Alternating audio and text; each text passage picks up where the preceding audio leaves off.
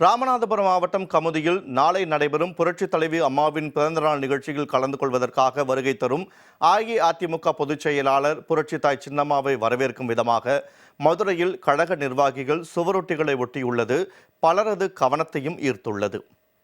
இதய தெய்வம் புரட்சித் தலைவி அம்மாவின் 78வது பிறந்த நாளை முன்னிட்டு ராமநாதபுரம் மாவட்டம் கமுதியில் உள்ள கோட்டைமேடு பகுதியில் அமைந்துள்ள பசும்பொன் முத்துராமலிங்க தேவர் திருமகனார் திடலில் நாளை நடைபெறவுள்ள புரட்சித் தலைவி அம்மாவின் மாபெரும் பிறந்தநாள் விழா பொதுக்கூட்டத்தில் அஇஅதிமுக பொதுச் செயலாளர் புரட்சித்தாய் சின்னம்மா கலந்து கொண்டு சிறப்புரையாற்றுகிறார். தொடர்ந்து ஏழை எளிய மக்களுக்கு நலத்திட்ட உதவிகளையும் வழங்க உள்ளார். விழாவில் பங்கேற்க சென்னையிலிருந்து விமானம் மூலம் நாளை மதுரை வரும் புரட்சித்தாய் சின்னம்மா பின்னர் சாலை மார்க்கமாக ராமநாதபுரத்திற்கு செல்கிறார். புரட்சித்தாய் சின்னம்மாவை வரவேற்கும் விதமாக மதுரை விமான நிலையம் துவங்கி சிவகங்கை, ராமநாதபுரம், பசும்பொன் வரை கழக நிர்வாகிகள் சார்பில் சுவரொட்டிகள் ஒட்டப்பட்டுள்ளன.